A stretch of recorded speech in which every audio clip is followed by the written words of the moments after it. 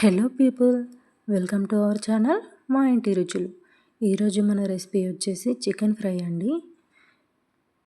ఈ రెసిపీ కోసం నేనైతే హాఫ్ కేజీ చికెన్ తీసుకున్నాను. ఇందులో కొంచెం పసుపు సాల్ట్ వేసి బాగా కడిగి పక్కన పెట్టుకోండి. ఇప్పుడు ఒక కడాయి తీసుకొని అందులో ఒక స్పూన్ నెయ్యి వేసి అది బాగా హీట్ అవ్వనివ్వండి. నేనైతే ఇక్కడ ఐరన్ కడాయి తీసుకున్నానండి. నెయ్యి బాగా హీట్ అయ్యాక అందులో 10-15 జీడిపప్పులు వేసి కొంచెం కలర్ చేంజ్ అయ్యే వరకు ఫ్రై చేసుకోండి. ఈ కలర్ వచ్చాక ఒక బౌల్లోకి తీసుకొని పక్కన పెట్టుకోండి. ఇప్పుడు అదే నెయ్యిలో కాస్త కరివేపాకు వేసి ఫ్రై చేసుకోండి. కరివేపాకు తీసి పక్కన పెట్టుకొని అదే కడాయిలో 3 స్పూన్ల ఆయిల్ వేసుకోండి. ఇది బాగా హీట్ అయ్యాక అందులో పచ్చిమిర్చి అలాగే ఆనియన్స్ వేసి బాగా ఫ్రై చేసుకోండి.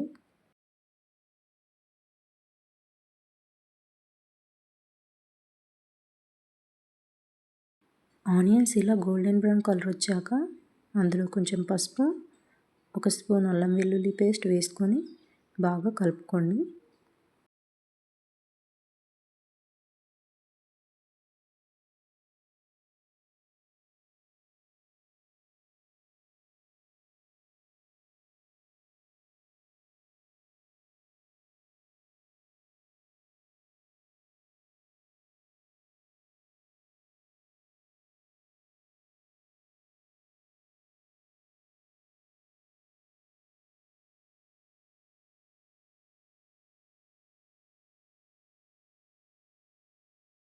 ఇప్పుడు ఇందులో ముందే కడిగి పెట్టుకున్న చికెన్ని యాడ్ చేయండి.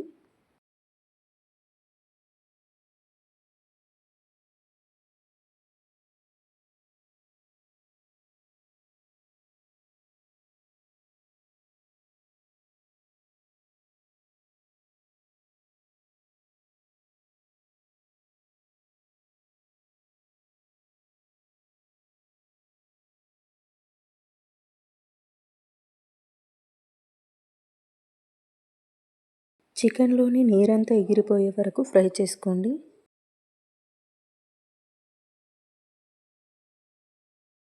ఇలా ఫ్రై అయ్యాక ఇందులో ఒక స్పూన్ ఉప్పు, 2 స్పూన్ల కారం, 1 స్పూన్ పచ్చి ధనియాల పొడి, అలాగే హాఫ్ స్పూన్ గరం మసాలా వేసి బాగా కలుపుకోండి.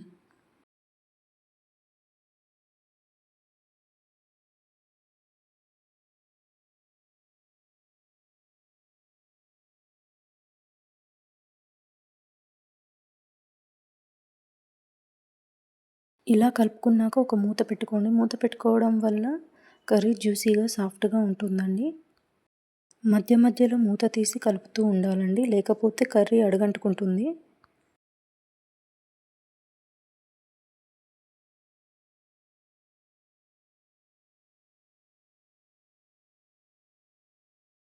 ఇప్పుడు కర్రీ ఈ కన్సిస్టెన్సీ వచ్చినాక అందులో మనం ముందే ఫ్రై చేసి పెట్టుకున్న కాజు, కరివేపాకు యాడ్ చేసుకోండి. ఐరన్ కడాయిలో కుక్ చేయడం వల్ల కర్రీ అడుగంటుకోదు, అలాగే కర్రీ టేస్ట్ కూడా చాలా బాగుంటుందండి.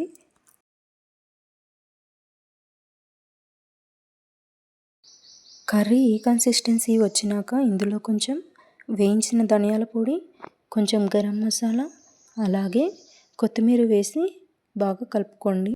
గరం మసాలా మనం ముందే వేసుకున్నాం కాబట్టి ఇప్పుడు కొంచెం తక్కువగానే వేసుకోండి.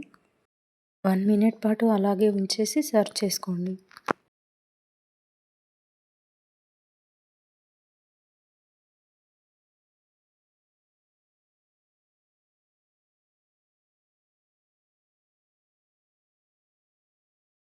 ఇప్పుడు ఎంతో సాఫ్ట్గా టేస్టీగా ఉండే చికెన్ ఫ్రై రెడీ అయిపోయిందండి.